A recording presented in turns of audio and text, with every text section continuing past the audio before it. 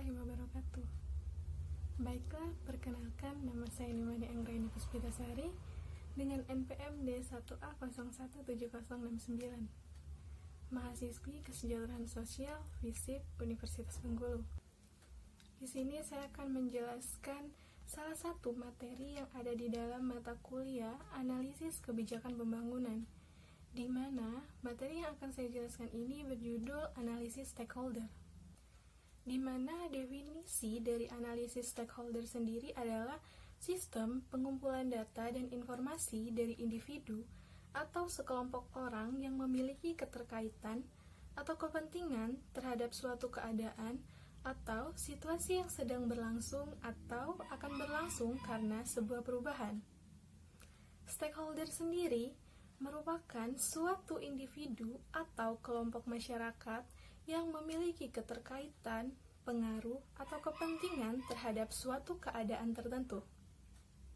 Analisis stakeholder ini pun memiliki tujuan untuk menggalang kerjasama antara stakeholder dan tim yang terlibat dalam proyek yang pada akhirnya memastikan kesuksesan proyek yang akan dilakukan.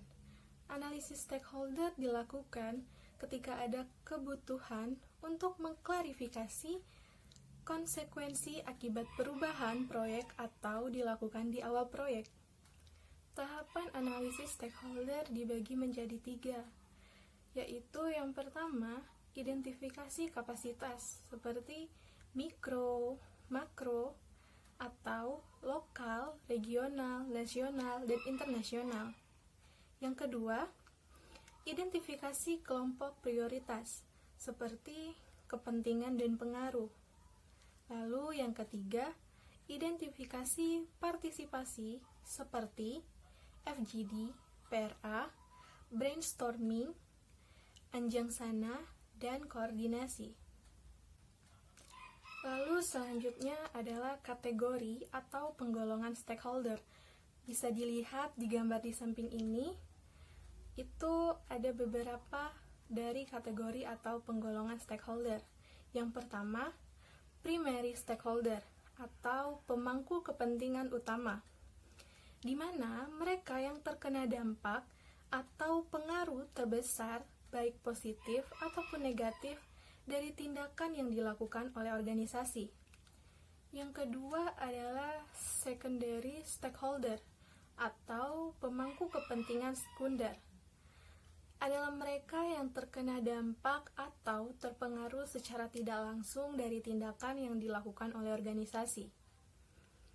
Lalu yang ketiga ada key stakeholder atau pemangku kepentingan kunci yang bisa juga merupakan primary atau secondary stakeholder, di mana mereka yang mempunyai pengaruh signifikan di dalam organisasi.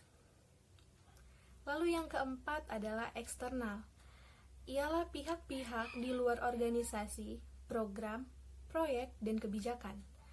Lalu yang kelima adalah internal, di mana unsur-unsur yang ada di dalam organisasi, seperti pembangunan, kebijakan, program, dan proyek.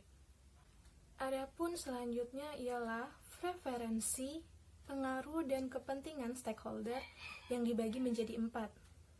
Yang pertama yaitu promoters atau kelompok yang memiliki pengaruh besar dan kepentingan besar terhadap keberhasilan pelaksanaan program. Lalu yang kedua adalah defenders atau kelompok yang memiliki kepentingan besar untuk memberikan dukungan terhadap keberhasilan program, tetapi kekuatan untuk mempengaruhi kegiatan kecil. Lalu yang ketiga adalah latens, di mana kelompok yang tidak memiliki kepentingan khusus dalam kegiatan tetapi memiliki kekuatan besar untuk mempengaruhi kegiatan. Setelah itu yang keempat adalah apathetics, di mana kelompok yang tidak memiliki kepentingan maupun kekuatan dalam pelaksanaan kegiatan. Untuk contoh dari pemetaan pemangku kepentingan ada di gambar yang di sini bisa dilihat di sebelah sini. Baiklah, itulah materi yang saya dapat jelaskan dari analisis stakeholder. Jika ada kekurangan, saya mohon maaf. Saya akhiri. Wabillahi taufiq wal hidayah. Wassalamualaikum warahmatullahi wabarakatuh. Terima kasih.